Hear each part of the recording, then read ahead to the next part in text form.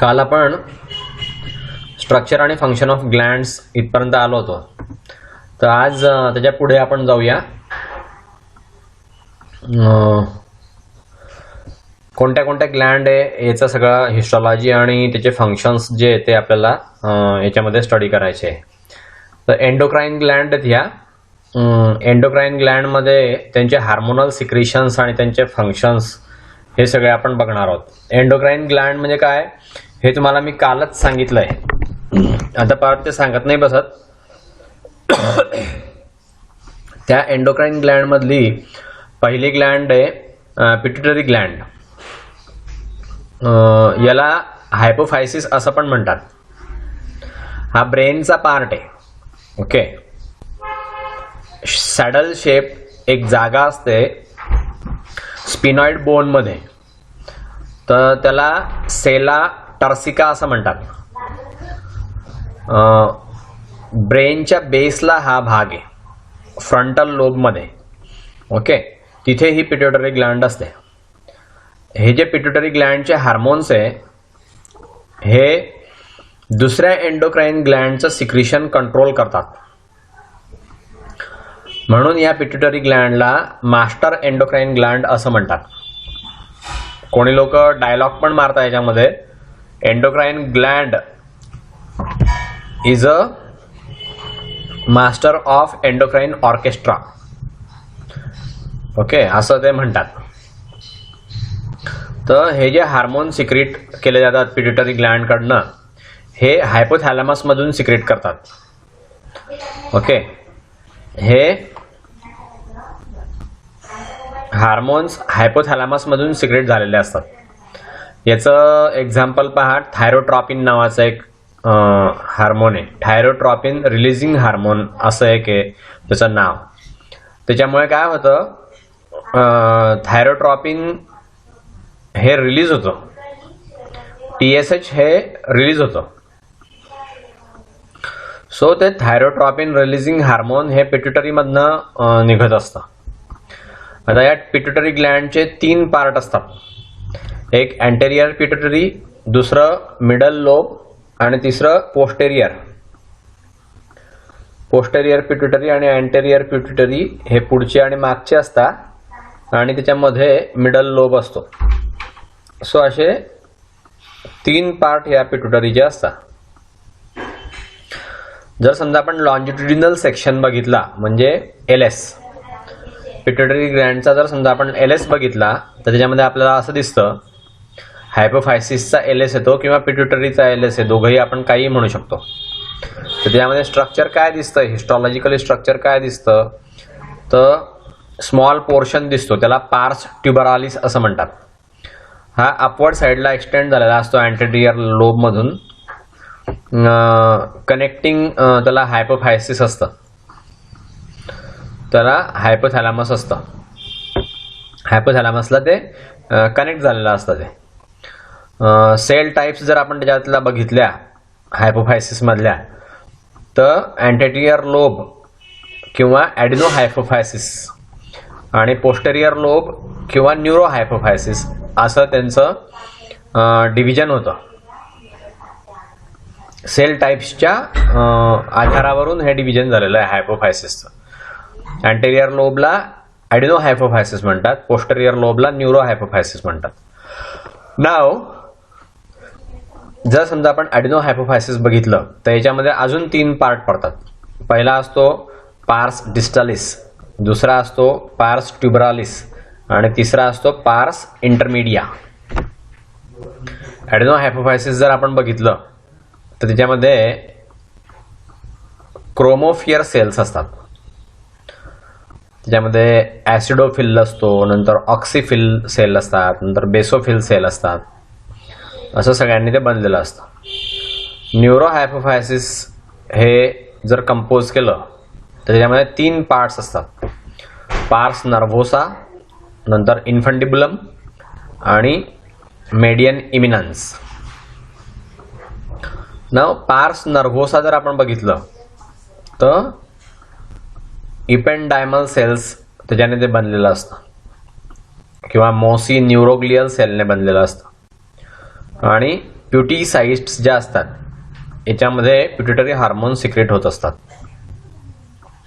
नाव आता ही जी anterior pituitary आहे किंवा ॲडेनो हायपोफायसिस आहे याच्यामधून कोणते कोणते हार्मोन सिक्रेट होतात, तर पहिल्यांदा ॲड्रिनो कार्टिकोट्रॉपिक हार्मोन म्हणजे ACTH, नंतर थायरॉइड स्टिम्युलेटिंग हार्मोन म्हणजे TSH, नंतर फॉलिकल स्टिम्युलेटिंग हार्मोन म्हणजे FSH, नंतर ल्युटिलायझिंग हार्मोन म्हणजे LH, नंतर ग्रोथ हार्मोन म्हणजे GH आणि प्रोलॅक्टिन असे 6 हार्मोन ह्या अँटेरियर पिट्युटरीमधनं सिक्रेट होतात.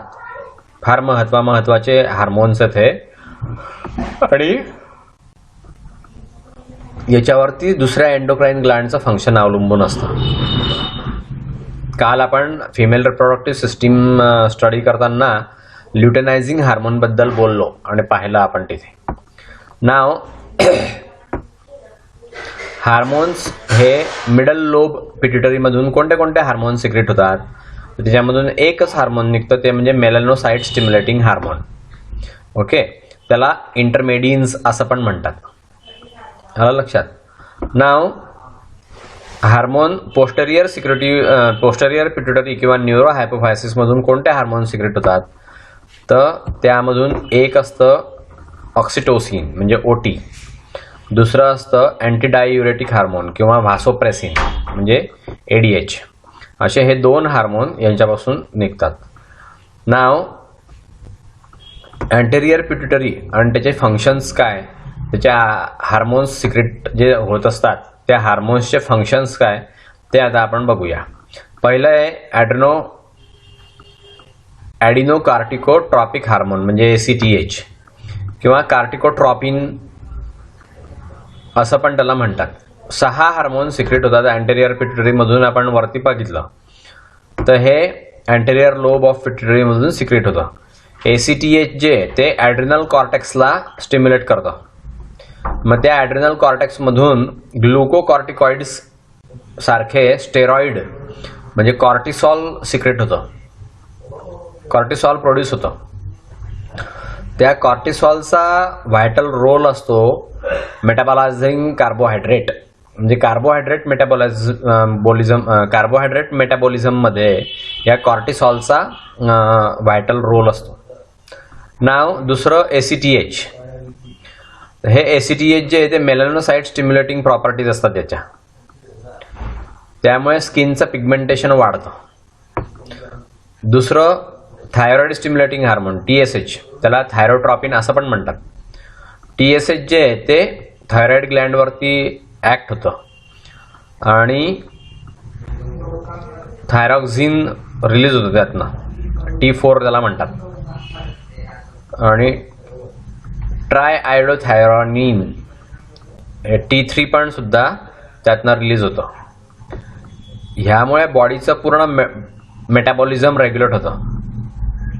TSH जे असतं ते थायरॉइड ग्लँडवरती ऍक्टिव्हिटी करतं आणि मग थायरॉइड ग्लँडमधनं थायरॉक्झिन म्हणजे T4 आणि ट्रायआयोडोथायरॉनिन म्हणजे T3 हे 2 हार्मोन थायरॉइड ग्लँडमधून सिक्रेट होतात आणि त्याच्यामुळे बॉडीचं मेटाबॉलिझम जे आहे ते रेग्युलेट होतं. नाव हायपोथॅलॅमस जे त्यामधनं ग्रोथ हार्मोन सुद्धा म्हणजे ग्रोथ हार्मोन इन्हिबिटिंग हार्मोन जे ते सुद्धा रिलीज होतं. यामुळे TSHचं जे सिक्रिशन आहे ते इन्हिबिट होतं. हे जे ग्रोथ हार्मोन इन्हिबिटिंग हार्मोन आहे GHIH हे सुद्धा हायपोथॅलॅमस मधून निघतं. त्यामुळे TSHचं सिक्रिशन जे आहे ते थांबवलं जातं. नाव तिसरं हार्मोन फॉलिकल स्टिम्युलेटिंग हार्मोन. हे फॉलिकल स्टिम्युलेटिंग हार्मोन जे आहे याला FSH म्हणतात. हे FSH जे याच्यामध्ये ग्रोथ आणि सिक्रिशन असतं ओव्हेरियन फॉलिकलचं. या FSH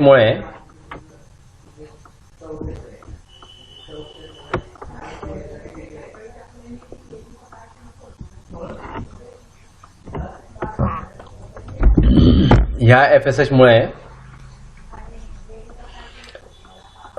ओव्हेरियन फॉलिकलची ग्रोथ होते आणि त्या ओव्हॅरियन फॉलिक्युलमधनं सिक्रिशन चालू होतं वुमनमध्ये म्हणजे फिमेलमध्ये.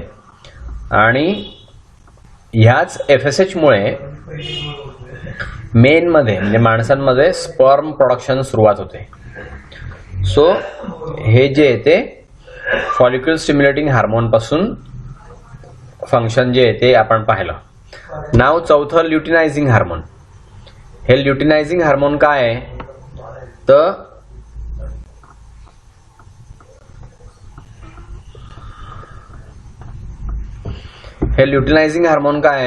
तर याच्यामुळे ओव्ह्युलेशन स्टिम्युलेट होतं आणि तिथे कॉर्पस ल्युटियम फॉर्म्युलेशन होतं फिमेलमध्ये.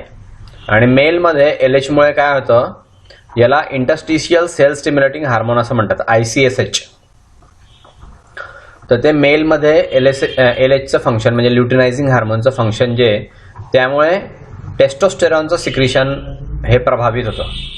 आणि दुसरे जे सेक्स हार्मोन्स आहेत स्पेशलाइज्ड एरियामधून निघतात, टेस्टिसच्या स्पेशलाइज्ड एरियामधून जे निघतात सेक्स हार्मोन्स, त्या सेक्स हार्मोन्सचं आणि टेस्टोस्टेरॉनचं सिक्रिशन जे ते प्रभावित होतं ह्या ICSH मुळे, interstitial cell stimulating hormone. Okay, हे मेल्समध्ये ल्युटिनायझिंग हार्मोनच्या याच्यामुळे होतं. नाव ग्रोथ हार्मोन. हे 5वा हार्मोन आहे ह्या अँटेरियर पिट्युटरी पासून सिक्रेट होणार. नाव ग्रोथ हार्मोन जे याला HGH असं पण म्हणतात, ह्युमन ग्रोथ हार्मोन किंवा सोमॅटोट्रॉपिन असं पण याला म्हणतात. हे जे ग्रोथ हार्मोन आहे ह्याच्यामुळे स्पेशल लिव्हर सेल्स ज्या आहेत त्या प्रोड्यूस होतात. त्यांना स्पेशल लिव्हर सेल्सना स्टिम्युलस मिळतो ग्रोथ हार्मोनमुळे. तर त्यामुळे त्या लिव्हर सेलमधून सोमॅटोमेडिन हे सिक्रेट होतं, सोमॅटोमेडिन C हे सिक्रेट होतं. आणि हे पूर्ण बॉडी ऑर्गनच्या पूर्ण बॉडी टिश्यूच्या ग्रोथसाठी हे नेसेसरी असतं, क्रिटिकल असतं फार. पूर्ण बॉडी टिश्यूच्या ग्रोथसाठी हे सोमॅटोमेडिन C जे ते इम्पॉर्टंट असतं. नाव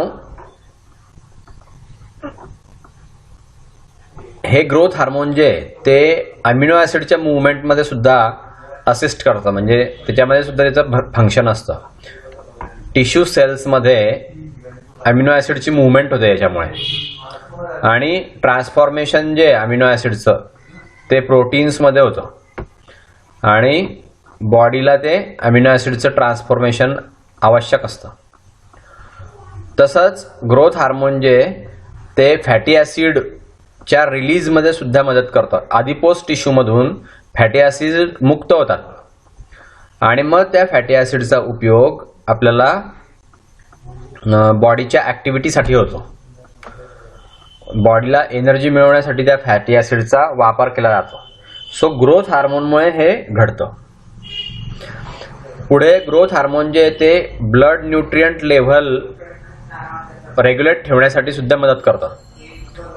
ज्यावेळेस आपण जेवत असतो, खात असतो किंवा ज्यावेळेस आपण उपवास करत असतो तर त्यावेळेस ग्रोथ हार्मोनमुळे रक्तामधली न्यूट्रिएंट लेव्हल कॉन्स्टंट ठेवायला मदत होते. आपण जरी उपवास केला किंवा आपण जरी खात असलो तरी पण त्यामुळे ब्लडची न्यूट्रिएंट लेव्हल कमी जास्त होत नाही, ती एकसारखी राहते. रक्तामध्ये न्यूट्रिएंट्स जे ते एकसारखे राहतात. मग ते कशामुळे घडतं तर ह्या ग्रोथ हार्मोनमुळे घडतं. हे ग्रोथ हार्मोन जे ते रक्तातली न्यूट्रिएंट लेव्हल ही कॉन्स्टंट ठेवतात. जेव्हा ग्रोथ हार्मोन हे सफिशियंट अमाऊंटमध्ये असतं तर हायपोथॅलॅमस काय करतं, GHIH सिक्रेट करतं. म्हणजे ग्रोथ हार्मोन इनहिबिटिंग हार्मोन. त्यामुळे काय होतं की ग्रोथ हार्मोन अजून पुढे जास्त त्याची लेवल वाढत नाही, ग्रोथ हार्मोनची लेवल जास्त नाही वाढत. ती का बरं तर या हायपोथॅलॅमसमधून GHIH म्हणजे growth hormone inhibiting hormone secrete होतं, म्हणून याचं हार्मोनची लेवल वाढत नाही, त्याची पण लेवल कॉन्स्टंट ठेवली जाते. नाव शेवटचं 6वं हार्मोन प्रोलॅक्टिन, याला PRL असं पण म्हणतात. हे जे प्रोलॅक्टिन हार्मोन आहे हे मिल्क प्रोडक्शन स्टिम्युलेट करतं. वुमनमध्ये ज्यावेळेस प्रेग्नन्सी होते तर प्रेग्नन्सी झाल्यानंतर मिल्क प्रोडक्शन जे ते सुरुवात करण्यासाठी प्रोलॅक्टिनचं सिक्रेशन जे ते आवश्यक असतं. मेन जे ते प्रोलॅक्टिन सिक्रेट करतात. मेनमध्ये सुद्धा प्रोलॅक्टिन सिक्रेशन होतो, तर त्या प्रोलॅक्टिनचं फंक्शन काय आहे मेनमध्ये हे अजून सुद्धा सापडलेलं नाही आहे. नाव हे जे प्रोलॅक्टिन आहे हे मेन्स्ट्रुअल पिरियड्स पण कंट्रोल करतो. ज्यावेळेस प्रेग्नन्सी होते तर त्या प्रेग्नन्सी नंतर मेन्स्ट्रुअल पिरियड्स कंट्रोल होतात या प्रोलॅक्टिन हार्मोनमुळे. नाव हे अँटेरियर पिट्युटरी पासून सिक्रेट होणारे आपण हार्मोन्स बघितले आणि त्यांचं फंक्शन बघितलं.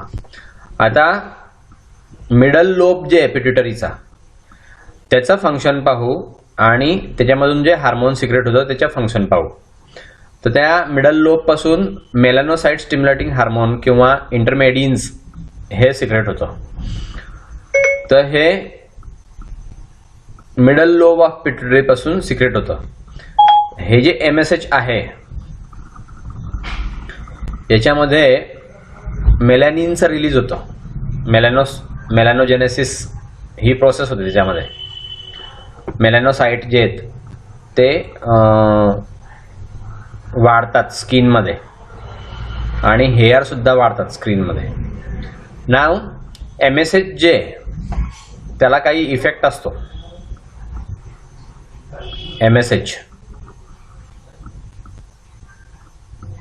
MSHचा इफेक्ट ॲपेटाईटमध्ये पण असतो, म्हणजे भूक लागणे वगैरे, आणि सेक्शुअल अरोजलमध्ये सुद्धा MSHचा काही इफेक्ट आहे.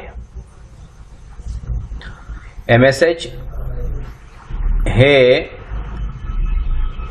स्किनच्या कलर साठी अवलंबून आहे. स्किनच्या कलर हे या MSH वरती अवलंबून असतो. ह्युमन बिईंगमध्ये स्किनचा कलर सुद्धा MSH मुळे, म्हणजे मेलॅनोसाइट स्टिम्युलेटिंग हार्मोन, याच्यामुळे हे आपल्याला स्किनचा कलर याच्यामुळे इफेक्ट देतो MSH मुळे. MSH ची लेवल जर इन्क्रीज झाली फिमेलमध्ये तर प्रेग्नन्सीमध्ये फिमेलमध्ये MSH ची लेवल इन्क्रीज होते. नाव पोस्टेरियर पिट्युटरी याच्यापासून सिक्रेट होणारे हार्मोन कोणते आहे आणि त्यांचं फंक्शन काय हे आता आपण पाहू. ओके.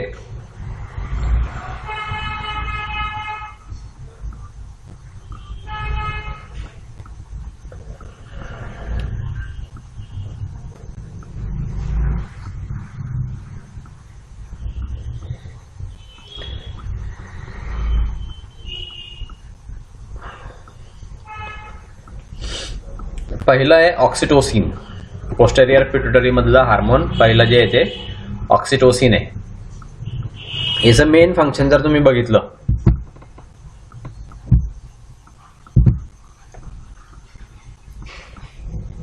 ऑक्सिटोसिनचं मेन फंक्शन जर बघितलं तर युटेराइन कॉन्ट्रॅक्शन मध्ये याचं फंक्शन आहे. बिफोर आणि आफ्टर बर्थ, बाळाचा ज्यावेळेस जन्म होतो त्याच्या आधी आणि नंतर हे ऑक्सिटोसिन सिक्रेट होत असतं.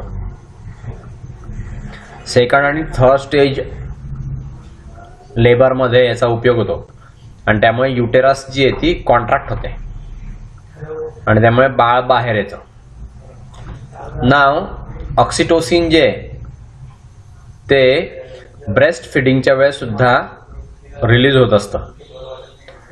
पहिल्या काही आठवड्यांमध्ये ज्यावेळेस आपल्याला दूध येतं, म्हणजे बाईला ज्यावेळेस दूध येतं बर्थ झाल्यानंतर, म्हणजे प्रेग्नन्सी डिलिव्हरी झाल्यानंतर ज्यावेळेस बाईला दूध येतं त्यावेळेस ऑक्सिटोसिन हे रिलीज होत असतं पहिल्यांदा काही वीकपर्यंत, काही आठवडे. त्यामुळे सोशल बिहेवियर कंट्रोल करण्यासाठी त्याचा उपयोग होतो. ऑक्सिटोसिन हे वुंड हिलिंगमध्ये सुद्धा उपयोगामध्ये येतं. त्याच्यामुळे डिलिव्हरीसाठी फिटस तयार होतो ऑक्सिटोसिनमुळे. रोमॅन्टिक अटॅचमेंट किंवा लव्ह हार्मोन सुद्धा म्हणतात ऑक्सिटोसिनला. अँटीडायुरेटिक हार्मोन दुसरं आहे, त्याला व्हासोप्रेसिन किंवा पिट्रेशिन असं पण म्हणतात. नाव हे जे एडीएच आहे अँटीडायुरेटिक हार्मोन, त्याला एडीएच नाव दिलेलं आहे. ते कलेक्टिंग टिब्युल्सवरती, नेफ्रॉन्सच्या कलेक्टिंग टिब्युल्सवरती ऍक्ट करतं, त्याची ऍक्शन असते. त्यामुळे कलेक्टिंग टिब्युलची जी परमिएबिलिटी आहे ती चेंज होते आणि जास्तीत जास्त वॉटर जे ट्युब्युलर फ्लुइडमध्ये ते परत शोषलं जातं, रिस्टोअर केलं जातं. त्यामुळे वॉटरचं कॉन्झर्वेशन होतं बॉडीमध्ये आणि युरिन व्हॉल्यूम जो आहे तो कमी होतो. तर असं या अँटीडायुरेटिक हार्मोनचं फंक्शन आहे. नाव जर समजा आपण एडीएच बघितलं, एडीएचचं सिक्रेशन बघितलं, तर हे ऑलमोस्ट निग्लिजिबल आहे. फार थोड्या अमाऊंटमध्ये युरिन जी आहे ती 15 ते 16 लिटर्स पर डे एवढी युरिन आपल्या शरीरातून बाहेर पडू शकते. जर समजा एडीएचचं सिक्रेशन हे एकदम कमी झालं किंवा निग्लिजिबल झालं, फार कमी किंवा एकदम निग्लिजिबल जर झालं, तर आपल्या शरीरातून 15 ते 16 लिटर युरिन एका दिवसामध्ये बाहेर पडू शकते. म्हणजे इतकं पाणी आपल्या शरीरातून बाहेर पडेल जर समजा एडीएचचं सिक्रेशन एकदम कमी होऊन गेलं तर. आणि याला डिहायड्रेशन आपण म्हणू. समजा 15 ते 16 लिटर पाणी जर आपल्या शरीरातून बाहेर पडलं रोज, तर यामुळे आपल्या शरीरामध्ये डिहायड्रेशन होईल. नाव व्हासोप्रेसिन याच्या जर समजा लेवल वाढली तर सिस्टमिक ब्लड प्रेशर जे आहे ते वाढतं. तिथे व्हासो कॉन्स्ट्रिक्शन वाढतं. पेरिफेरल आर्टरिओल्स मध्ये व्हासो कॉन्स्ट्रिक्शन वाढतं आणि कॅपिलरीज मध्ये फार्माकोलॉजिकल डोसेस मध्ये सुद्धा याचा उपयोग होतो. सिस्टमिक ब्लड प्रेशर वाढतं त्या व्हासोप्रेसिनमुळे, कारण व्हासो कॉन्स्ट्रिक्शन होतं आणि कॉन्स्ट्रिक्शन झाल्यामुळे प्रेशर वाढतं. पेरिफेरल आर्टरिओल्सचं कॉन्स्ट्रिक्शन होतं, कॅपिलरीजचं पण कॉन्स्ट्रिक्शन होतं. म्हणून फार्माकोलॉजिकल डोसेसमध्ये सुद्धा व्हासोप्रेसिन देतात. नाव थायरॉइड ग्लँड ही दुसरी ग्लँड आता आपण पाहतोय. थायरॉइड ग्लँड मध्ये काय होतं ते आपण पाहतोय.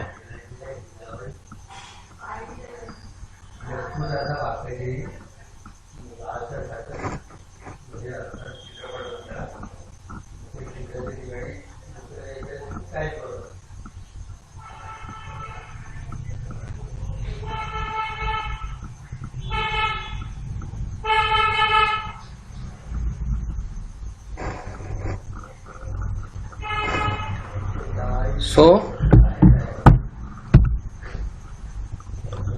थायरॉइड ग्लँड ही लार्जेस्ट एंडोक्राइन ग्लँड आहे. अडल्ट ह्युमन मध्ये लार्जेस्ट एंडोक्राइन ग्लँड आहे ही थायरॉइड ग्लँड. थायरॉइड ग्लँड ही 2 लॅटरल लोबने जोडलेली असते, एकत्र जोडलेली असते. मिडलला नॅरो ब्रिज असतो त्याच्यामध्ये आणि त्याला इस्टमस असं म्हणतात. हे रिलेटिव्हली लार्ज असतं, वुमन मध्ये लार्ज असतं आणि चिल्ड्रन मध्ये पण लार्ज असतं. वुमन आणि चिल्ड्रन मध्ये ही थायरॉइड ग्लँड ही लार्ज असते. टीएस जर आपण बघितलं थायरॉइड ग्लँडचा तर त्यामध्ये काय दिसतं, तर मोस्ट फॅमिलियर एंडोक्राइन ग्लँड आहे ही थायरॉइड ग्लँड. म्हणजे याच्यामध्ये राईट आणि लेफ्ट असे लोब असतात आणि हे जोडलेले असतात व्हेंट्रल साईडला. ट्रकियाच्या वेंट्रल साईडला इस्मसने जोडलेले असतात. ते थायरॉइड ग्लँड जी आहे त्याच्यामध्ये फ्रेमवर्क, कनेक्टिव्ह टिश्यूचं फ्रेमवर्क असतं. त्यामध्ये बरेचसे गोल किंवा ओव्हल फॉलिकल्स असतात किंवा व्हेसिकल्स असतात वेगवेगळ्या साईजचे, आणि हे कॅप्सूलने कव्हर केलेले असतात. हिस्टॉलॉजिकली जर आपण बघितलं तर राऊंडेड थायरॉइड फॉलिकल्स याच्यामध्ये दिसतात. वेगळ्या वेगळ्या साईजचे राऊंडेड थायरॉइड फॉलिकल्स असतात. त्याच्यामध्ये एकापासून दुसरं जे सेपरेट झालेलं असतं कनेक्टिव्ह टिश्यूच्या स्ट्रँडने, त्याच्या आतमध्ये कनेक्टिव्ह टिश्यूचा स्ट्रँड असतो. थायरॉइडमध्ये ब्लड वेसल फार मोठ्या प्रमाणामध्ये असतात आणि नर्व्स पण फार मोठ्या प्रमाणात असतात.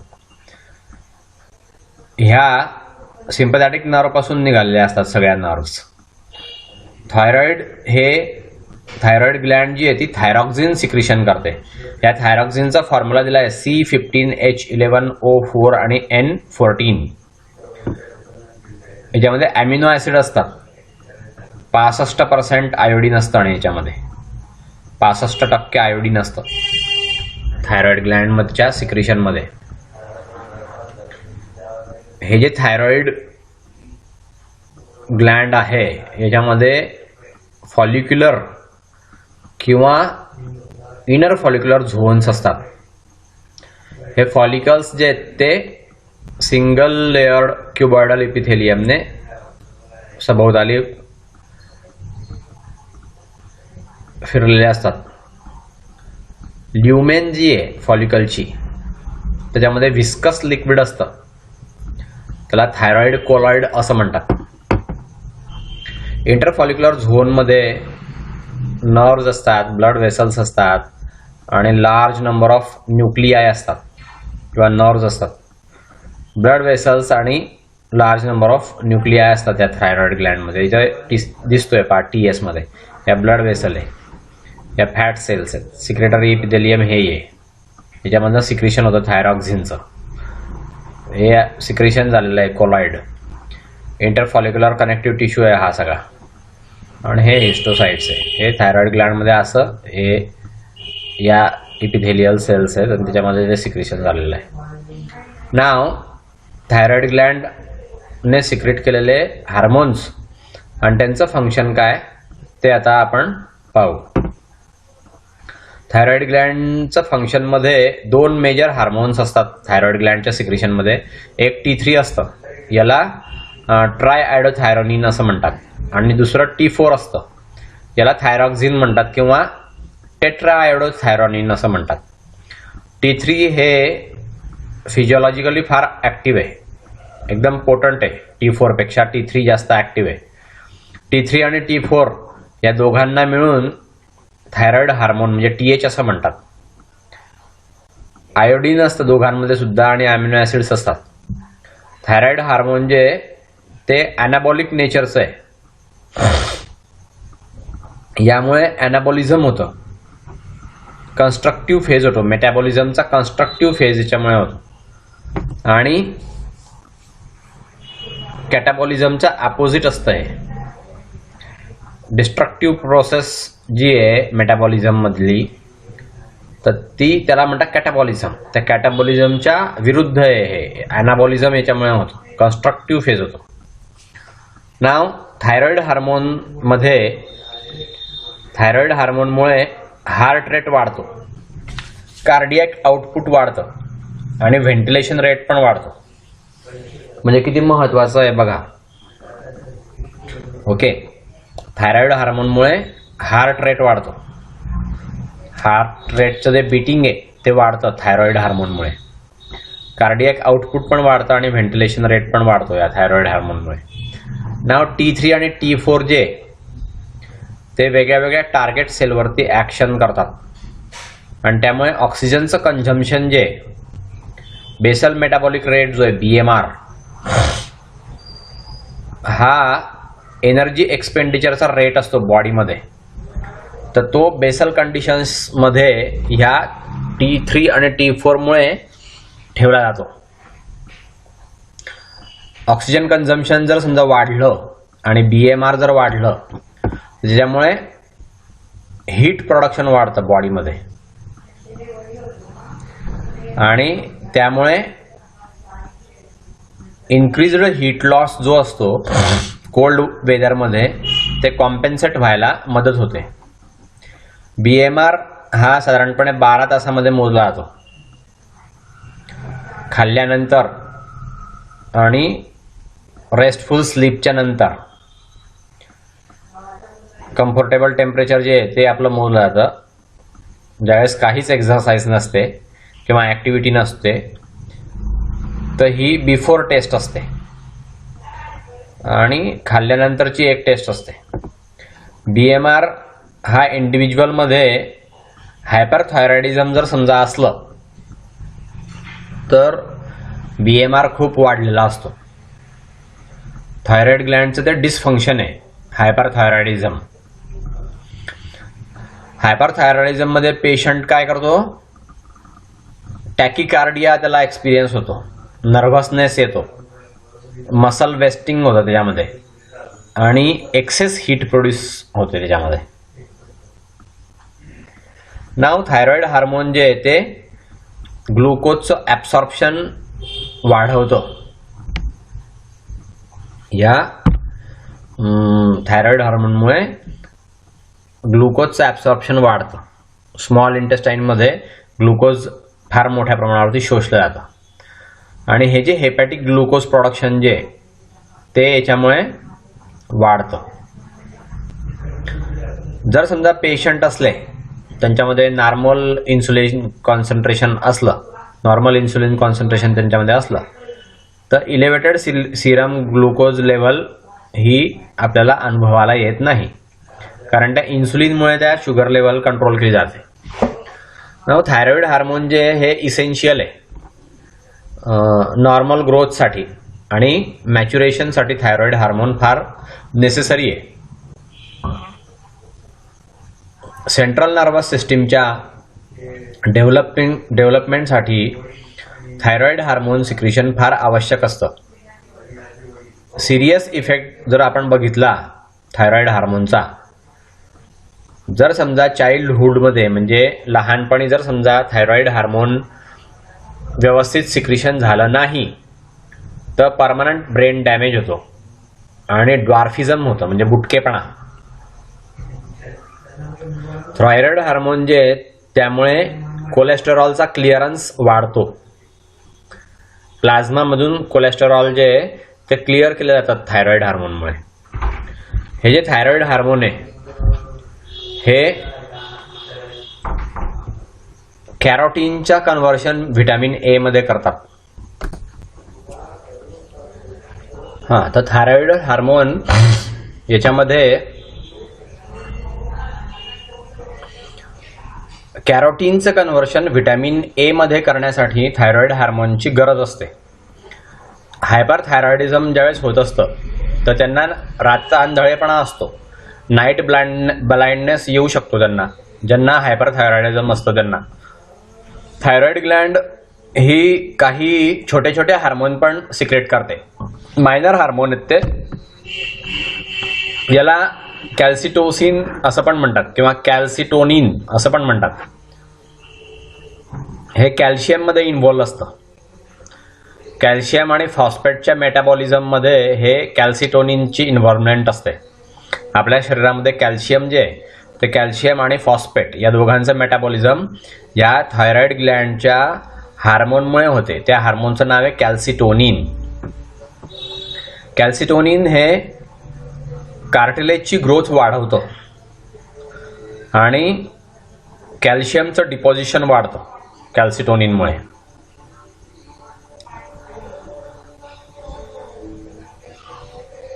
बोन्समध्ये म्हणजे हाडांमध्ये कॅल्शियमचं डिपॉझिशन वाढतं या कॅल्सिटोनिनमुळे.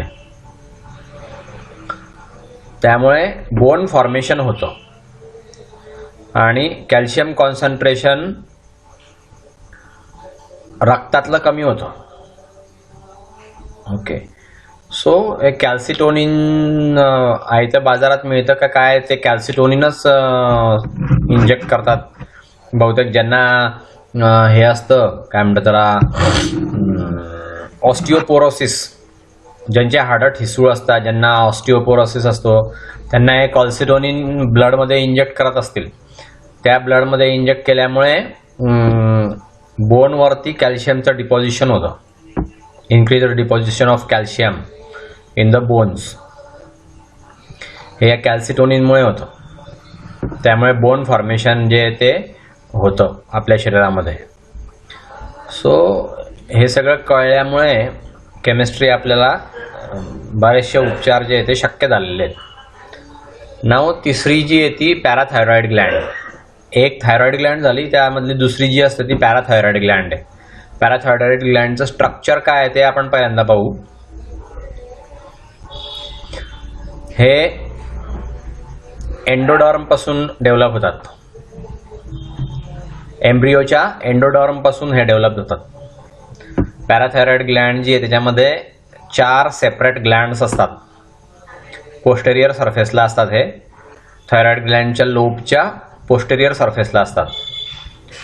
ह्या ज्या सेल्स आहे पॅराथायरॉइड ग्लँडच्या, हे कॉम्पॅक्ट मासमध्ये अरेंज झालेल्या असतात. आणि या 2 प्रकारच्या असतात.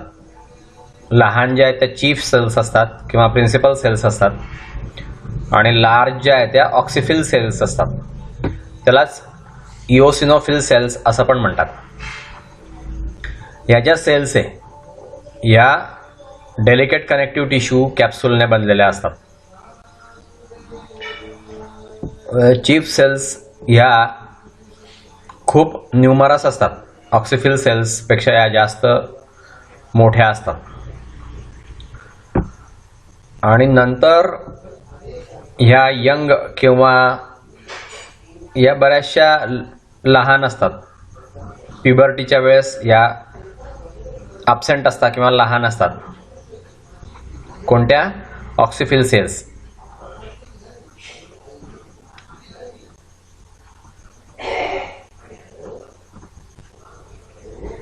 चीफ सेल या ऑक्सिफिल सेल्सपेक्षा खूप जास्त असतात. आणि या ऑक्सिफिल सेल्स नंतर ॲब्सेंट होऊन जातात. यंग एजमध्ये ॲब्सेंट होऊन जातात किंवा अगदी थोड्या असतात. प्युबर्टीचं एज झालं की मग ऑक्सिफिल सेल्स जास्त सापडत नाही. पॅराथायरॉइड ग्लँडचा TS मध्ये काय दिसतं ते पाहू आपला. 2 पॅराथायरॉइड ग्लँडचे फॉलिकल्स जे आहेत हे एम्बेड असतात थायरॉइडच्या सबस्टन्समध्ये.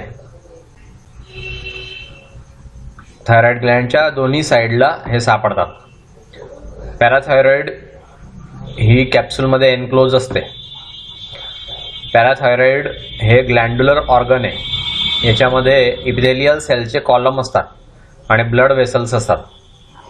ह्या ग्लँडमध्ये चीफ सेल्स असतात, नंतर कोलॉइड असतं, ऑक्सिफिल सेल्स असतात. कनेक्टिव्ह टिश्यूने या सगळ्या सेल्स सेपरेट झालेल्या असतात. पॅराथायरॉइड जी आहे ती हार्मोन प्रोड्यूस करते. त्याला पॅराथॉर्मोन असं नाव आहे. पॅराथॉर्मोन. याच्यामध्ये आयोडीन नसतं. पॅराथायरॉइड हार्मोनच्या सिक्रिशनमध्ये आयोडीन नसतं. पॅराथायरॉइड जर समजा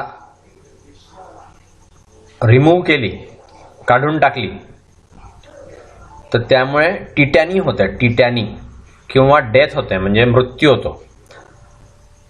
टिटॅनी म्हणजे काय ते जर समजा आपण पाहायचं ठरवलं, TETANY पाहूया आपण. टिटॅनी म्हणजे काय?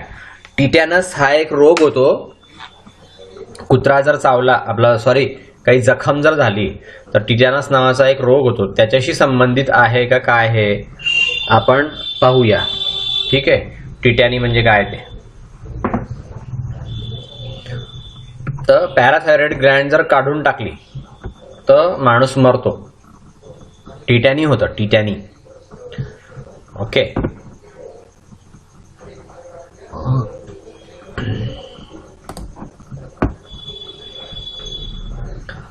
सिनुसॉइड ब्लड चॅनेल्स जे आहेत हे बरेच असतात. याच्यामध्ये हे कॉलम्समध्ये रन होतात. पॅराथायरॉइड ग्लँड ही इपिथेलियल आउटग्रोथमध्ये दिसते. त्यामधून थर्ड किंवा फोर्थ ब्रँकियल क्लिफ्ट बाहेर पडते एम्ब्रिओमध्ये. नाव hormones of parathyroid gland. Parathyroid ग्लँडमधनं कोणतं हार्मोन्स येतं ते पाहू आपण. हे टीट्यानी आलं की नाही अजून नाही.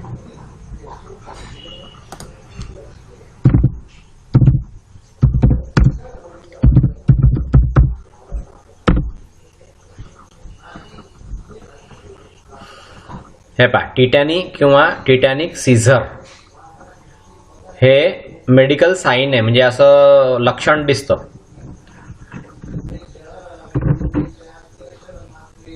मसल्सचं इनव्हॉलंटरी कॉन्ट्रॅक्शन होत जातं त्याच्यामुळे. टिटॅनी म्हणजे काय, तर आपल्या शरीरातले मसल्स हे ॲटोमॅटिक कॉन्स्ट्रक्शन व्हायला लागतं, कॉन्ट्रॅक्शन व्हायला लागतं त्या मसल्सचं.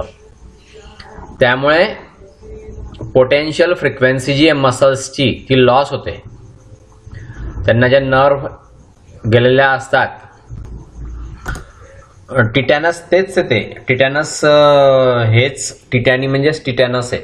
टिटॅनी अशी एक स्टेज आहे की त्यामुळे मसल्स कॉन्ट्रॅक्ट व्हायला लागतात इनव्हॉलंटरी, म्हणजे आपल्या आपोआप मसल कॉन्ट्रॅक्शन व्हायला लागतात.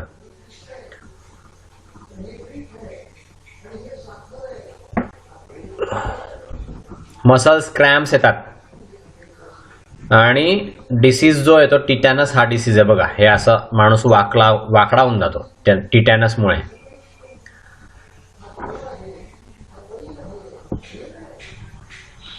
हे टिटॅनीमध्ये येत नाही. टिटॅनसमुळे जे मसल्स क्रॅम्प येतात ते टिटॅनीमध्ये येत नाही. मसल्सला जे न्यूरॉन गेलेले असतात त्याच्या सप्लायचं त्याच्यात वेगळा कॉज आहे. टिटॅनिक कॉन्ट्रॅक्शन जे हे मसल कॉन्ट्रॅक्शनचं ब्रॉड कॉन्ट्रॅक्शन आहे ते. टिटॅनी हे फक्त एकच असतं. टिटॅनसमध्ये खूप जास्त कॉन्ट्रॅक्शन होतं. टिटॅनसमध्ये खूपच मोठं कॉन्ट्रॅक्शन होतं मसल्सचं. टिटॅनी फक्त एकच मसल्सचं कॉन्ट्रॅक्शन होतं. एक कॉन्ट्रॅक्शन म्हणजे टिटॅनी आणि अनेक कॉन्ट्रॅक्शन झाले म्हणजे टिटॅनस. सो टिटॅनस हे छोटं आहे, आलं लक्षात. नाव next,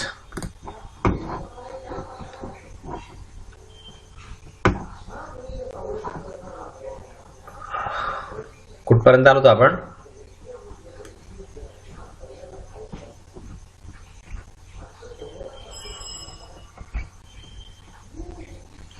TS of parathyroid Gland आपण बघितलं का.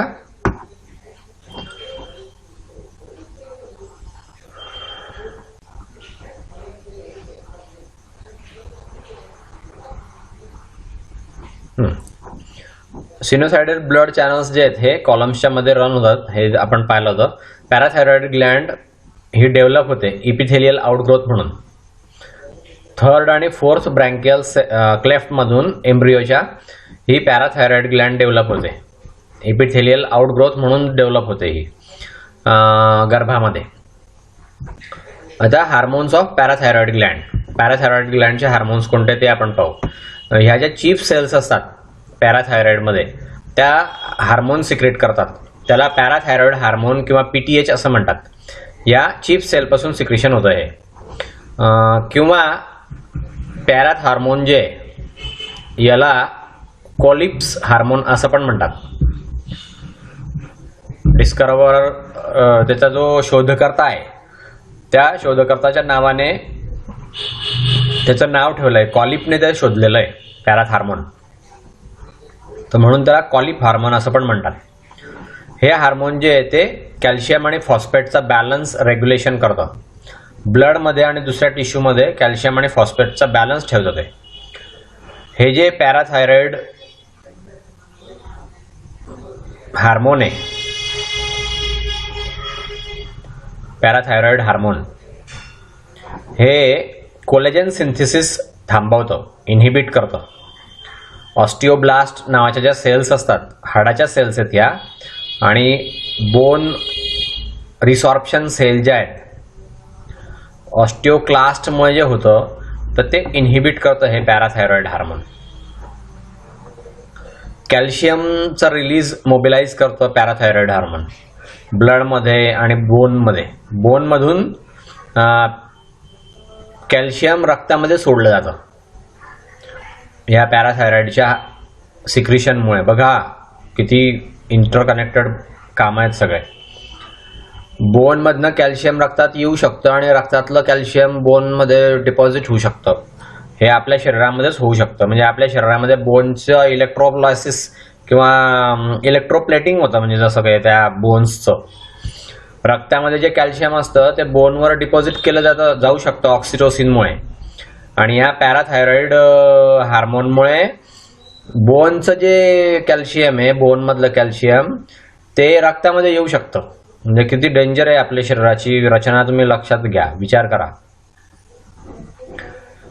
कॅल्शियम ॲब्सॉर्प्शन इंटेस्टाईनमधून वाढतं या पॅराथायरॉइड हार्मोनमुळे. कॅल्शियम नेफ्रॉनमधनं सुद्धा कॅल्शियमचं ॲब्सॉर्प्शन वाढतं. फॉस्फेट रिॲब्सॉर्प्शन स्टॉप केलं जातं किडनीमध्ये. पॅराथ हार्मोन जे आहे ते कॅल्शियम आणि फॉस्फेटचं मेटाबॉलिझम रेग्युलेट करत असतं. नाव पॅराथायरॉइड्स जे हे फीडिंग बॅक कंट्रोल जे पॅराथायरॉइड्स जे हे फीडिंग बॅक कंट्रोल जो आहे ब्लड कॅल्शियम लेवलचा तो याच्यामध्ये बघितला जातो. ब्लडमध्ये कॅल्शियम लेव्हल जी आहे ती जर समजा कमी झाली तर पॅराथ हार्मोनचं सिक्रिशन वाढतं आणि त्यामुळे बोनमधलं कॅल्शियम ब्लडमध्ये येतं. ब्लडमधलं कॅल्शियम जे ब्लडमध्ये जर समजा कॅल्शियम जास्त झालं तर पॅराथ हार्मोनचं सिक्रिशन कमी होऊन जातं. अशा रीतीने पॅराथ हार्मोन जे आहे पॅराथायरॉइड हार्मोन याला कॅल्सिटोनिनच्या अपोजिट इफेक्ट आहे. कॅल्सिटोनिनचा अपोजिट इफेक्ट आहे त्याला. याचं जे फंक्शन आहे ऑक्सिफिलच्या सेल्स ज्या आहेत यांचं फंक्शन मात्र अजून काही आपल्याला माहिती नाही आहे. नाव नेक्स्ट ग्लँड जी आहे ती पॅन्क्रियाज. तर ही पॅन्क्रियाज ग्लँड आपण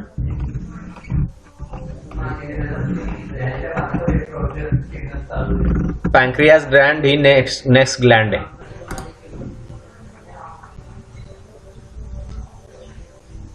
नेक्स्ट हार्मोन आहे नेक्स्ट ग्लँड आहे पॅन्क्रियाज.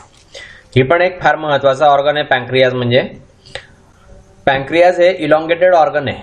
ही ग्लँड आहे ऍक्च्युअली लाईट टॅन कलरचं असतं ते किंवा पिंकिश कलरचं असतं. हे डिओडिनमच्या एकदम जवळ असतं पॅन्क्रियाज. डिओडिनम हा डायजेस्टिव्ह सिस्टीमचा पार्ट आहे. इलियमच्या आधी डिओडिनम असतं. स्मॉल इंटेस्टाईनचा पार्ट आहे डिओडिनम. याच्या आजूबाजूला थिन कनेक्टिव्ह टिश्यू कव्हर केलेला असतो. कॅप्सूल असते आणि इनवर्ड सेप्टा असतो त्याला. त्याच्यामध्ये पार्टिशन असतं आणि त्याच्यामध्ये ग्लँडचे लोब्युल्स असतात. इमेज जी खाली दाखवलेली आहे त्यामध्ये कॅनाइन पॅन्क्रियाज दाखवलेलं आहे. स्टमक आणि डिओडिनम मध्ये ते दिसतं आपल्याला. बल्क पॅन्क्रियाज जे ते पॅन्क्रियाटिक एक्झोक्राइन सेल्सने बनलेलं असतं आणि त्याच्या असोसिएटेड डक्टने बनलेलं असतं. हे एक्झोक्राइन टिश्यू जे हे रफली 1 मिलियन साधारणपणे छोटे छोटे क्लस्टर्स असतात. सेलचे पुंजके पुंजके असतात. याला आयलेट्स ऑफ लँगरहॅन्स असं म्हणतात पॅन्क्रियाजमध्ये. तर हे आयलेट्स ऑफ लँगरहॅन्स जे आहेत ह्या एंडोक्राइन सेल्स आहेत. पॅन्क्रियाजच्या ह्या एंडोक्राइन सेल्स आहेत आणि त्यांच्यापासून इन्सुलिन सिक्रिशन होतं. ते इन्सुलिन अतिशय महत्वाचं असतं आणि त्यामुळे रक्तातली शुगर लेवल कंट्रोल होत असते. पॅन्क्रियाजमध्ये जो बल्की पोर्शन असतो एक्झोक्राइन टिश्यूच्या आतमध्ये त्याच्यामध्ये छोटे छोटे छोटे छोटे 1 मिलियन असे स्मॉल क्लस्टर्स असतात, पुंजके पुंजके, त्याला आयलेट्स ऑफ लँगरहॅन्स म्हणतात. त्या एंडोक्राइन सेल्स आहेत पॅन्क्रियाच्या, आणि त्याच्यामधून इन्सुलिन सिक्रिशन होतं, ग्लुकॅगॉनचं सिक्रिशन होतं, आणि अजून बाकीचे हार्मोन्स पण त्यातनं सिक्रिट होत असतात. तर पहिल्यांदा आपण पॅन्क्रियाजचं स्ट्रक्चर पाहू, TS मध्ये कसं दिसतं ते. पॅन्क्रियाज व्हेरी इम्पॉर्टंट डायजेस्टिव्ह ग्लँड आहे. पहिली गोष्ट डायजेस्टिव्ह फंक्शन आहे, मी तुम्हाला सांगितलं. TS जर बघितला पॅन्क्रियाजमधून पास होणारा, तर याच्यामध्ये वेगळे वेगळे अल्व्हिओलाय दिसतात, किंवा त्याला पॅन्क्रियाटिक असिनी असं म्हणतात. पॅन्क्रियाटिक असिनी हे कंपाऊंड म्हणजे ट्युब्युलो अल्व्हिओलर रेसिमो ग्लँडने बनलेले असतात. याच्यामध्ये एक्झोक्राइन आणि एंडोक्राइन असे 2 पार्ट आहे. पॅन्क्रियाज ही जी ग्लँड आहे ही एक्झोक्राइन प्लॅन आहे, म्हणजे डायजेस्टिव्ह फंक्शन जे आहे ते एक्झोक्राइन ग्लँड्स आहे, आणि इन्सुलिनचं सिक्रिशन जे आहे ते एंडोक्राइन फंक्शन आहे. मॅमेलियन पॅन्क्रियाज जर बघितलं तर त्याच्यामध्ये आणि फ्रॉगमध्ये काय फरक सापडतो, तर लोब्युलेशन्सचा फरक आहे, अल्व्हिओलायचा फरक आहे, किंवा पॅन्क्रियाटिक असिनीचा फरक आहे, आणि आयलेट्स ऑफ लँगरहॅन्सचा फरक आहे. ओके, हे सगळं फ्रॉगमध्ये नसतं.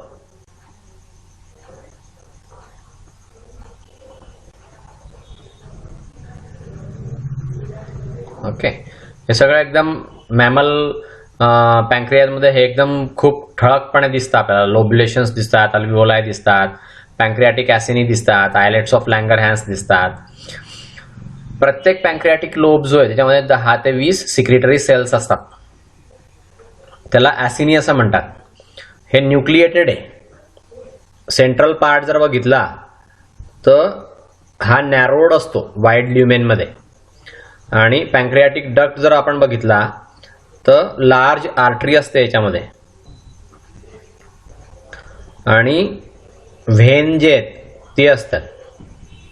सेक्शनमध्ये व्हेन पण दिसतात. ॲसिनी आणि आयलेट्स ऑफ लँगरहॅन्स ज्या आहेत या एकदम क्लिअरली दिसतात आपल्याला. याची जी वॉल आहे प्रत्येक ॲसिनसची ही कॉलमनार सेलने बनलेली असते किंवा पॅरामिडल सेलने बनलेली असते. प्रत्येक सेलमध्ये सेंट्रल न्यूक्लियस असतो आणि कोर्स ग्रॅन्युल्स असतात. प्रत्येक ॲसिनी जी आहे त्याच्यामध्ये वाईड अशी ल्युमन असते. जर समजा आपण आयलेट्स ऑफ लँगरहॅन्सचा रिजन बघितला तर याच्यामध्ये 2 प्रकारच्या सेल्स, 4 प्रकारच्या सेल्स दिसतात. पहिलं बीटा सेल, नंतर अल्फा सेल, डेल्टा सेल आणि गॅमा सेल्स. त्या गॅमा सेलला एफ सेल असं पण म्हणतात. अशा प्रकारे आयलेट्स ऑफ लँगरहॅन्सच्या रिजनमध्ये 4 प्रकारच्या सेल्स आपल्याला दिसतात. हे बघा, पॅन्क्रियाटिक ॲसिनी आहे, एक ॲसिनस म्हटलंय. ॲसिनस म्हणजे एक आणि ॲसिनी म्हणजे अनेक ॲसिनी. हे इंटरट्युब्युलर डक्ट आहे, ही दुसरी ॲसिनी. हे जे आहे ते इंटरलोब्युलर सेप्टम, आणि याच्यामध्ये ब्लड वेसल आहे. हे बीटा सेल आहे, ही या आयलेट्स ऑफ लँगरहॅन्स आहे, या अल्फा सेल्स आहे. ओके, अशा रीतीने वेगळ्या वेगळ्या सेल्स दिसतात, आणि या ॲसिनी पण दिसत आहे बघा. या सो दिस इज पॅन्क्रियाजमधून पास होणारा TS आहे. हा अंडर लो खालच्या बाजूचा आहे. पॅन्क्रियास पासून कोणते कोणते हार्मोन सिक्रेट होतात ते पाहू आपण, आणि त्यांचे फंक्शन्स पाहूया. पहिलं इन्सुलिन. ओके, बीटा सेल्स ज्या असतात आयलेट्स ऑफ लँगरहॅन्समध्ये तर ते इन्सुलिन सिक्रेट करतात. आयलेट्स ऑफ लँगरहॅन्समध्ये ज्या बीटा सेल्स असतात ते इन्सुलिन सिक्रिशन करतात. इन्सुलिन हे स्मॉल प्रोटीन आहे. याच्यामध्ये मेम्ब्रेन परमिएबिलिटी वाढते, काही न्यूट्रिएंट्सची मेम्ब्रेन परमिएबिलिटी वाढते. याच्यामुळे ब्लड ग्लुकोज लेवल जी आहे ती कमी होते. ग्लायकोजन ग्रॅन्युलचं डिपॉझिशन झाल्यामुळे ब्लड शुगर लेवल जी आहे किंवा ब्लड ग्लुकोज लेवल जी आहे ती इन्सुलिनमुळे कमी होते. इन्सुलिनमुळे प्रोटीन सिंथेसिस सुद्धा चालू होतो. याच्यामध्ये ॲडिनल सायक्लेज असतं, तर ते रिड्यूस करतं, सायक्लिक AMPची लेवल रिड्यूस करते आणि त्याच्यामध्ये ऑर्डिनरली अटेंड झालेले असतात सेल्स. सायक्लिक AMP मग एन्झाईमचं सिंथेसिस चालू करतं आणि त्याच्यामध्ये फॉर्मेशन ऑफ ग्लुकोज असतं. अमिनो ॲसिड पासून ग्लुकोज बनतं आणि फॅटी ॲसिड्स बनतात, म्हणजे ग्लुकोनिओजेनेसिस. तर याच्यामध्ये इन्सुलिनचा इफेक्ट असतो किंवा ॲडिनल सायक्लेसचा इफेक्ट असतो. तर याच्यामुळे ग्लुकोजची लेवल रिड्यूस होते ब्लडमधली. नंतर याच्यामध्ये जे एन्झाईमचं सिंथेसिस आहे,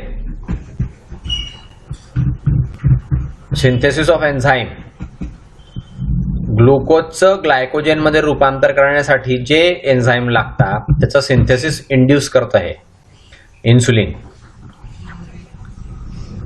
दुसऱ्या एंडोक्राइन ग्लँड जे आहेत किंवा एंडोक्राइन सिक्रिशन जे आहे त्याच्यामध्ये ॲड्रिनल ग्लँडचं पण सिक्रिशन एकत्र आहे. याच्यामुळे सेल्युलर डिफरन्सिएशन होतं टिश्यू कल्चरमध्ये. ह्या ॲक्शनमुळे इन्सुलिनची जी ही ॲक्शन आहे तर स्ट्रॉंग इंटरडिपेंडन्स आहे हा मेटॅझोन सेल्सचा. बरेचसे ब्लड बॉर्न फॅक्टर्स याच्यावरती अवलंबून असतात. याच्या व्यवस्थित कार्य करण्यासाठी किंवा व्यवस्थित फंक्शनसाठी ब्लड बॉर्न फॅक्टर्स बरेचसे याच्यावरती अवलंबून असतात. नाव ग्लुकॅगॉन ह्या अल्फा सेल्स आहेत, आयलेट्स ऑफ लँगरहॅन्सच्या अल्फा सेल्स आहेत. याच्यापासून ग्लुकॅगॉन जे आहे ते सिक्रेट होतं. याला पॉलीपेप्टाइड असं पण म्हणतात. हे पॉलीपेप्टाइड आहे, एक पॉलीपेप्टाइड असं म्हणतात असं नाही, पॉलीपेप्टाइड आहे. ग्लुकॅगॉन हे पॉलीपेप्टाइड आहे. ग्लुकॅगॉन हे प्रिन्सिपली लिव्हरवरती ऍक्ट होतं. ओके,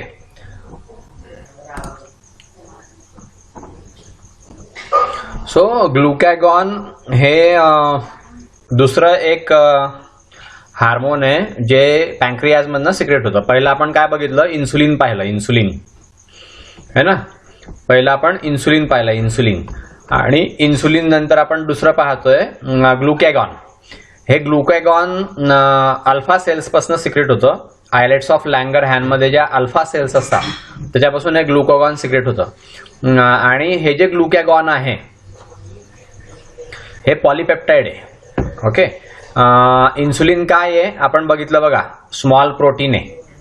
म्हणजे प्रोटीनचे एकदम हेवी मॉलिक्युल नाही, एकदम लॉंग चेन नाही आहे, थोडेफार अमिनो ऍसिड्स असतील त्याच्यामध्ये, म्हणून त्याला स्मॉल प्रोटीन म्हटलंय. लॉंग प्रोटीन जे असतात ते एकदम चेन ऑफ अमिनो ऍसिड असते, लांबलचक चेन असते ती, ते एकदम हायर प्रोटीन्स असतात. तर हे insulin is a small protein, पण ग्लुकॅगॉन जे हे पॉलीपेप्टाइड आहे. ठीक आहे, तर हे जे ग्लुकॅगॉन आहे हे प्रिन्सिपली लिव्हरवरती ऍक्टिव्हेट होतं. तिथे ग्लायकोजेनचं रूपांतर ग्लुकोजमध्ये होतं, म्हणजे ग्लुकोजिनोलायसिस या ग्लुकॅगॉनमुळे होतं. आणि फॅट आणि प्रोटीन्स जे आहेत ते इंटरमिडिएट मेटाबॉलाइट्स आहेत, ते अल्टिमेटली ग्लुकोजमध्ये कन्व्हर्ट होतात, म्हणजे ग्लुकोनिओजेनेसिस होतं याच्यामुळे. Okay, so conversion of glycogen into glucose है ना, आणि फॅट आणि प्रोटीन इनटू इंटरमिडिएट मेटाबॉलाइट्स, मग त्याचं कन्व्हर्शन ग्लुकोजमध्ये होतं. ठीक आहे, याला ग्लुकोनिओजेनेसिस असं म्हणतात. आणि ग्लुकोजिनोलायसिस हे दोन प्रोसेस या ग्लुकॅगॉनमुळे होतात. नाव ह्या ज्या दोन्ही केसेस आहेत तर ह्या ग्लुकोज जे ते ब्लडमध्ये डिपॉझिट होतो. Glucose is deposited in the blood. या दोन्ही केसेसमध्ये ग्लुकोज ब्लडमध्ये डिपॉझिट होतं. हे जे ग्लुकॅगॉन आहे त्याचं सिक्रिशन झालं की ग्लुकोजची लेव्हल ब्लडमध्ये कमी असते तेव्हा हे चालू होतं. तर अमायलिन जे आहे हाय लेवल्स हे अमायलिनने इनहिबिट होतं. ग्लुकोज ज्यावेळेस हाय असतं त्यावेळेस अमायलिन सिक्रेट होतं आणि अमायलिनने ग्लुकॅगॉनची लेवल जी आहे ती कमी केली जाते, इनहिबिट केली जाते. लो लेवल्स ऑफ ग्लुकोज जर झालं तर ग्लुकॅगॉनचं सिक्रेशन होतं, आणि हाय लेवल ऑफ ग्लुकोज जर झालं तर अमायलिन नावाच्या हार्मोनमुळे ते ग्लुकॅगॉनची ऍक्शन जी आहे ती इनहिबिट केली जाते. आलं लक्षात. नाव फिजिओलॉजिकल सिग्निफिकेशन्स जर आपण बघितला ग्लुकॅगॉनचा, तर ब्लड शुगर लेवलची स्टेडी लेवल मेंटेन करायची, म्हणजे 2 जेवणांच्या मध्ये शुगर लेवल ही स्टेडी ठेवायची ब्लडमध्ये, हे या ग्लुकॅगॉनचं फंक्शन आहे. ग्लुकॅगॉनचं जर इंजेक्शन आपण घेतलं, हे एकदम रेडिली अवेलेबल आहे. रिकॉम्बिनंट DNA टेक्नॉलॉजीमुळे ग्लुकॅगॉन जे आहे ते आपल्याला तयार करता यायला लागलं आहे. तर हे काही वेळेस डायबेटिक पेशंटला दिलं जातं. इन्सुलिनची जर रिॲक्शन आली तर नॉर्मल लेवल ब्लड शुगरवरती येण्यासाठी हे ग्लुकॅगॉन जे आहे ते त्या डायबेटिक पेशंटला टोचलं जातं. म्हणजे समजा इन्सुलिनचा डोस जर जास्त झाला आणि शुगर लेवल जर समजा एकदम कमी होऊन गेली, तर ग्लुकॅगॉन हे आपल्याला टोचता येऊ शकतं त्या पेशंटला, आणि ते टोचला गेलं की मग इन्सुलिनची रिॲक्शन कमी होऊन जाते आणि शुगर लेवल ब्लडमध्ये वाढून जाते. नाव सोमॅटोस्टॅटिन हे तिसरं हार्मोन आहे. डेल्टा सेलकडनं हे सिक्रेट होतं सोमॅटोस्टॅटिन. हे ग्रोथ हार्मोन सारखं दिसतं. ग्रोथ हार्मोन इनहिबिटिंग हार्मोन जसं असतं, ग्रोथ हार्मोन इनहिबिटिंग हार्मोन याच्यासारखं हे दिसतं. हे हायपोथॅलॅमसकडून सिक्रेट केलं जातं. इन्सुलिनचं सिक्रिशन या सोमॅटोस्टॅटिनने इनहिबिट होतं आणि ग्लुकॅगॉनमुळे न्यूट्रिएंटचं ॲब्सॉर्प्शन जे आहे ते स्लो होतं.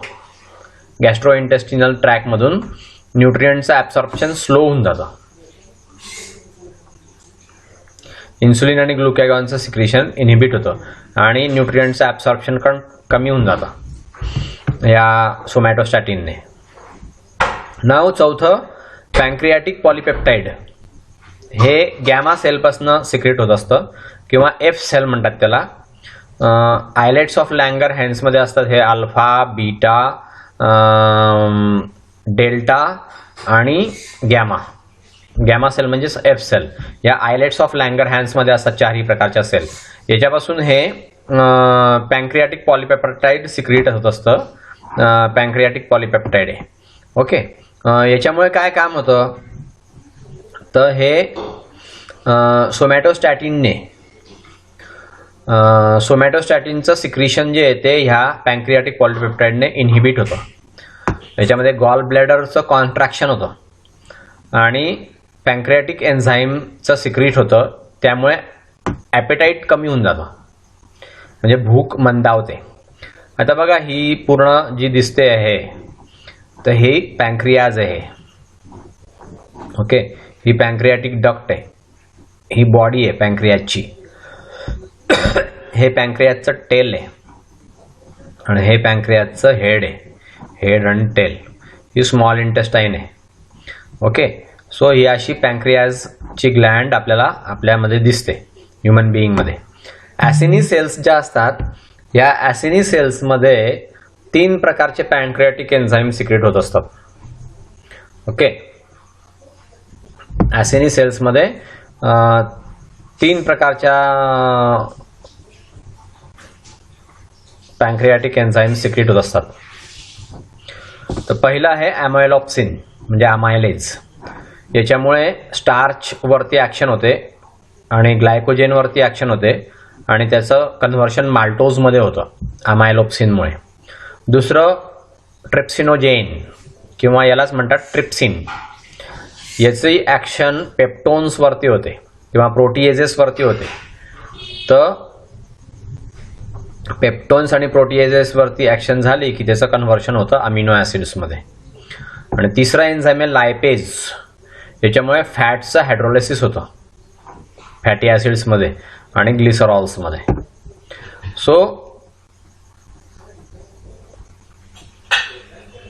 लायपेज हे तिसरं एन्झाईम आहे जे पॅन्क्रियाजमध्ये सिक्रेट होतं. नाव adrenal Gland. Most obvious aspect जर आपण बघितला ॲड्रिनल ग्लँडचं स्ट्रक्चर जर आपण बघितलं तर तिथे पार्टिशनिंग दिसतं. 2 डिस्टिंक्टिव्ह कॉम्पोनंट्सचं पार्टिशनिंग दिसतं त्याच्यामध्ये. याच्यामध्ये पॅलर मेडुला असतो सेंटरला आणि डार्कर कॉर्टेक्स असतं सराउंडला. हे जे दोन्ही टिश्यू आहेत याच्यामध्ये बऱ्याचशा ब्लड वेसल्स असतात आणि त्याला रिचली व्हॅस्क्युलराइज्ड ब्लड वेसल्स असं म्हणतात. नाव ए झाला ॲड्रिनल मेड्युला.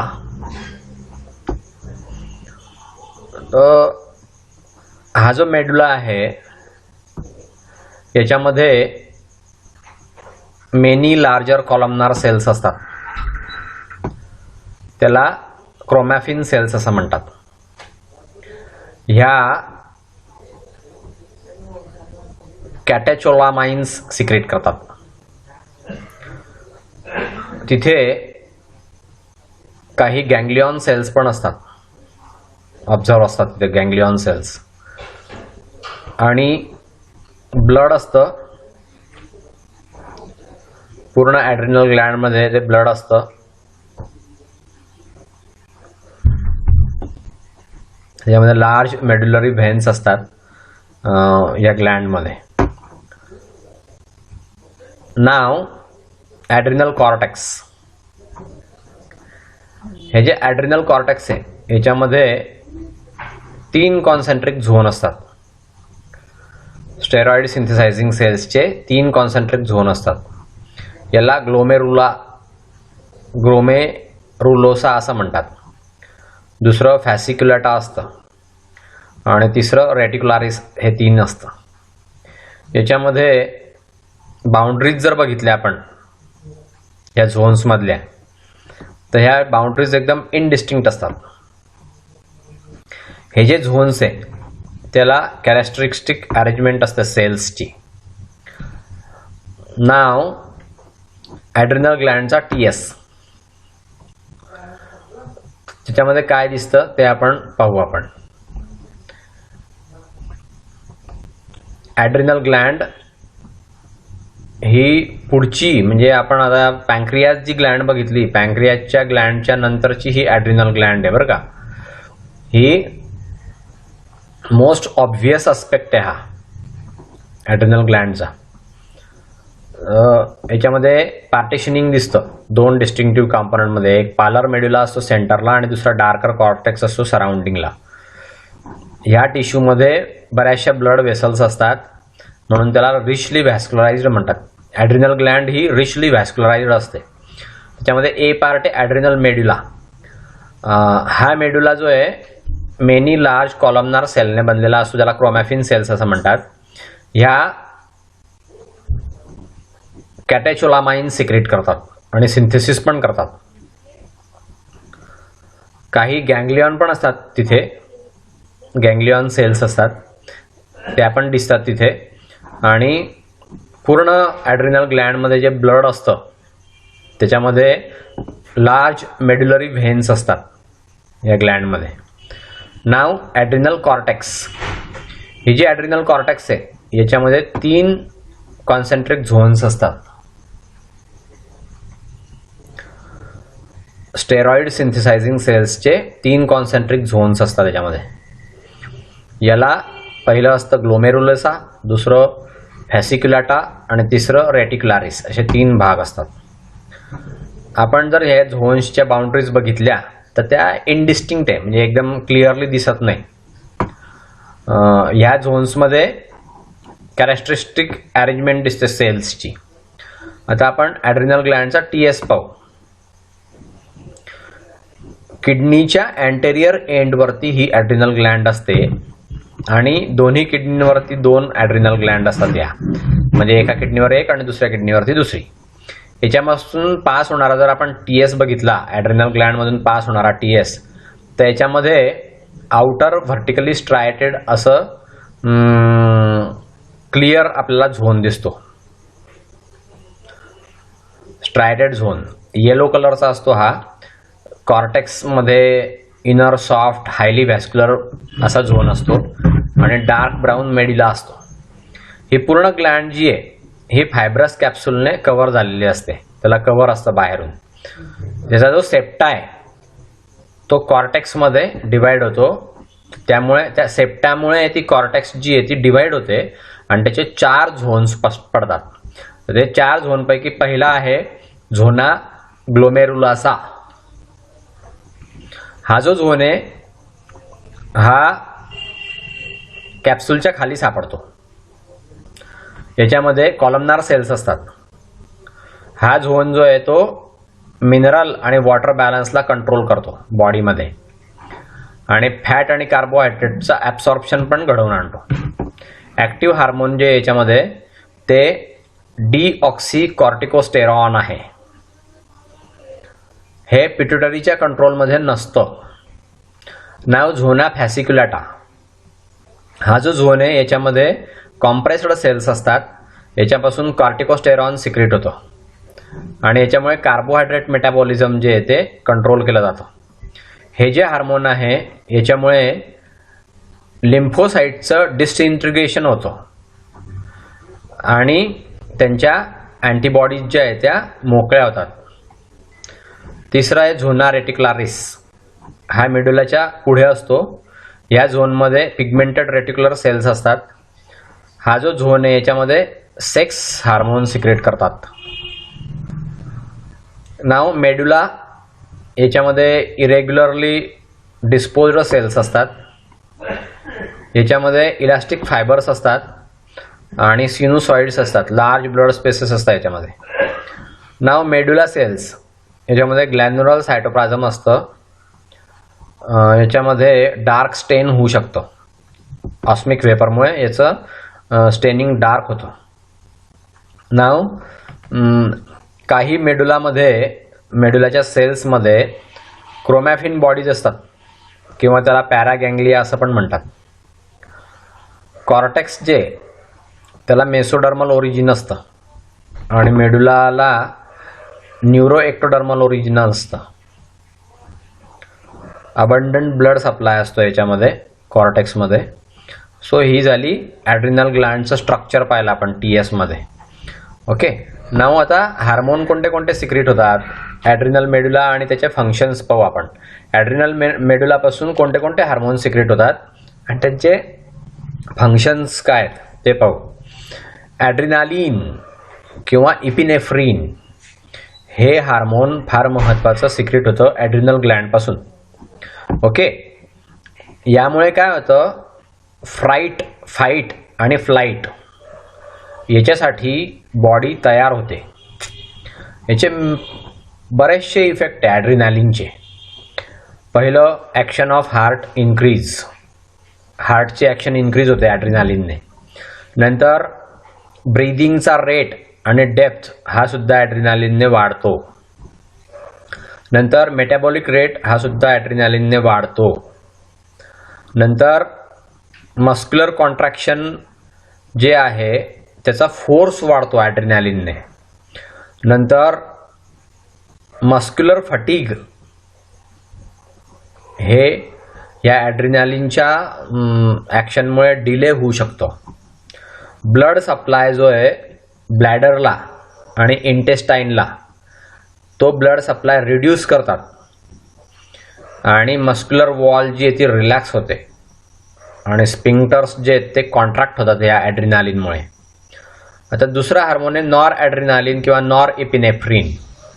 याच्यामुळे स्मॉल ब्लड व्हेसल आकुंचन पावते आणि त्यामुळे ब्लड प्रेशर वाढतं. ब्लड फ्लो वाढतो.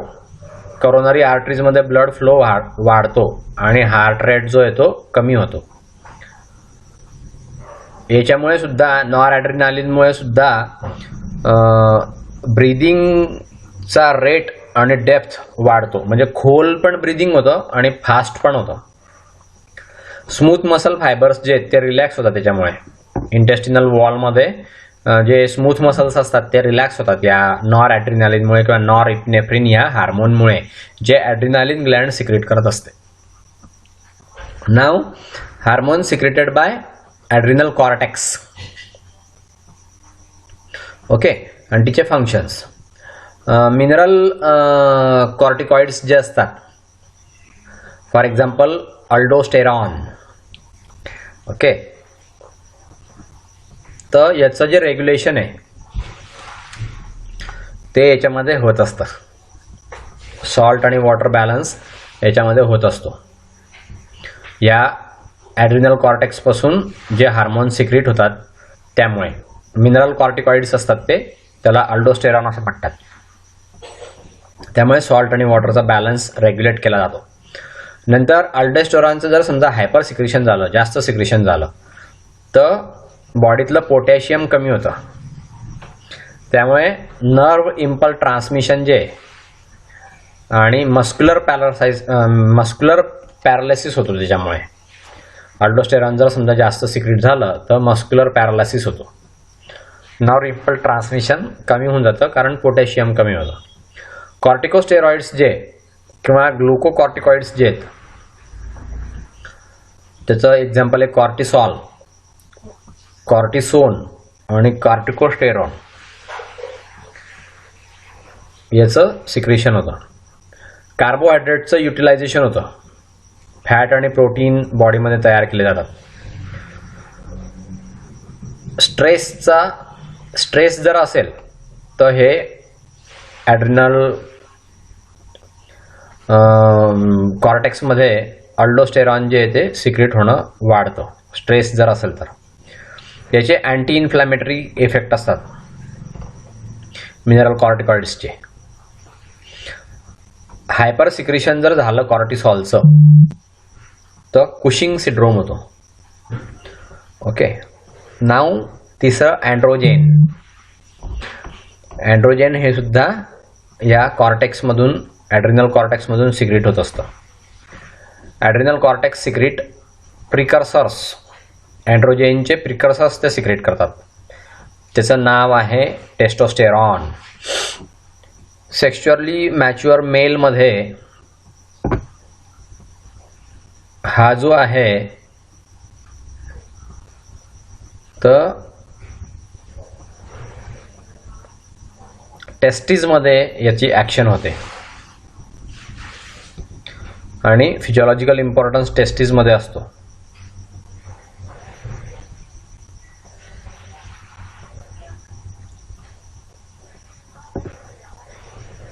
एक्सेसिव्ह प्रोडक्शन जर झालं मात्र याचं अँड्रोजेनचं,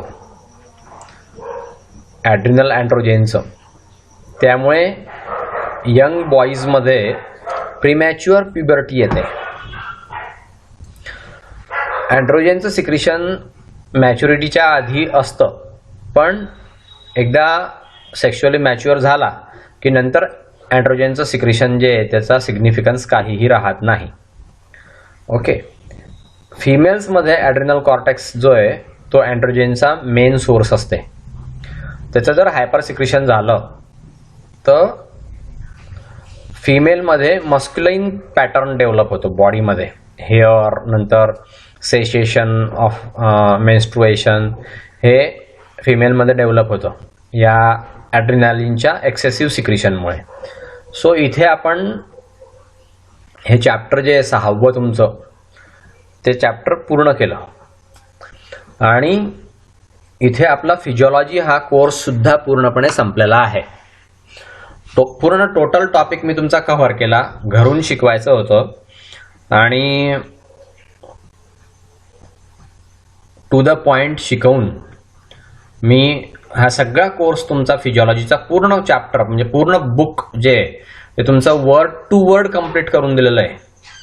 याच्यामध्ये तुम्हाला काही अडचण असतील किंवा कुठलाही एखादा भाग समजला नसेल, कुठला एखादा शब्द समजला नसेल, त्या शब्दाचा अर्थ तुम्हाला जर समजा गुगलवरती पाहिल्यावरती सुद्धा त्या शब्दाचा नेमका अर्थ काय आहे जर हे समजत नसेल तर तुम्ही मला कधी पण विचारू शकता. दुपारी 4 ते 6 पर्यंत फोन करून कधी पण विचारू शकता किंवा कॉमेंट टाकू शकता आणि त्या कॉमेंटमध्ये मला कधी पण प्रश्न विचारू शकता. मी त्या प्रश्नांचे उत्तरं तुम्हाला लिहून देईन किंवा तुम्हाला मी तोंडी सांगेल. सो तुम्हाला एखादा भाग समजला नसेल, एखादा शब्द समजला नसेल, त्याचा अर्थ समजला नसेल, हे शब्द तुम्हाला इंग्लिशच्या कॉमन डिक्शनरीमध्ये सापडणार नाही, कारण हे झुलॉजीचे शब्द आहे. आपल्या कॉलेजमध्ये मी झुलॉजीची डिक्शनरी सुद्धा एक आणलेली आहे, आपल्या लायब्ररीमध्ये ती उपलब्ध आहे. तुम्ही ती बघा, अभ्यास करा आणि मोठे व्हा. सो मी तुम्हाला हे टू द पॉइंट शिकवलं अशासाठी की एवढं जरी तुम्ही केलं तरी पुष्कळ आहे. तुम्हाला तुमची जी समजण्याची लेव्हल आहे त्या लेव्हलमध्ये मी तुम्हाला हे समजावून सांगितलेलं आहे. नुसतं मी जर समजा लेक्चर घेतलं तर ते बऱ्याचशा गोष्टी तुम्हाला अजून त्याची जाण पण नाही आहे काही, किंवा काही तुमच्या लक्षात पण नाही आहे, म्हणजे ते काही तुम्हाला तुमच्या कानावरून थोडंसंही ते गेलेलं नाही आहे. तुम्हाला डायजेस्टिव्ह सिस्टीमचे पूर्ण पार्ट सांगता येत नाही, किंवा एंडोक्राईन ग्लँडचे नावं सांगता येत नाही, किंवा आपल्या शरीरामध्ये डायजेस्टिव्ह ग्लँड्स कोणत्या आहेत त्यांचे नावं सांगता येत नाही, आपल्या शरीरामधल्या ऑर्गन्सचे नावं तुम्हाला सांगता येत नाही. अशी तुमची परिस्थिती असते. त्यामुळे टू द पॉइंट मी हे जे तुम्हाला अभ्यासाला दिलेलं आहे आणि ज्याचा अभ्यास केल्यामुळे तुमचे मार्क जे आहेत ते वाढणार आहे.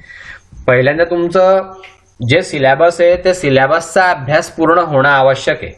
तो अभ्यास तुमचा पूर्ण झाल्यावरती मग तुम्ही बाहेरचा अभ्यास करू शकता आणि अजून एक्सेसिव्ह नॉलेज मिळवू शकता. पण तुम्ही हा अभ्यास कमी केला आणि बाहेरचं नॉलेज खूप मिळवायचा प्रयत्न केला तर तुमच्या पेपरमध्ये मार्क कमी येतील.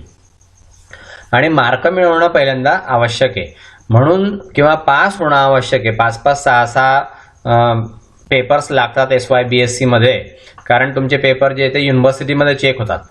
तर असं व्हायला नको आणि तुम्ही व्यवस्थित चांगल्या मार्कांनी पास व्हावं याच्यासाठी मी तुम्हाला हे सगळं शिकवलं. आणि हा फिजिओलॉजीचा पूर्ण सिलेबस मी कंप्लीट केला. 2-3 लेक्चरमध्ये आपला बायोकेमिस्ट्रीचा पण पूर्ण सिलेबस संपून जाणार आहे. आणि मग पुढे आपण एपिकल्चर थोडंफार संपवण्याचा प्रयत्न करू अजून. ठीक आहे. सो इथे फिजिओलॉजीचा पूर्ण टॉपिक संपला, पूर्ण कोर्स संपला आणि आपला पोर्शन कंप्लीट झाला. सो फिजिओलॉजीचा पोर्शन मी पूर्णपणे कंप्लीट केलेला आहे. ठीक आहे. So bye. आजचं लेक्चर हे शेवटचं 1 तास 22 मिनिटांचं झालेलं आहे. सो इथे आता स्टॉप करू. तुम्हाला परीक्षेसाठी बेस्ट ऑफ लक.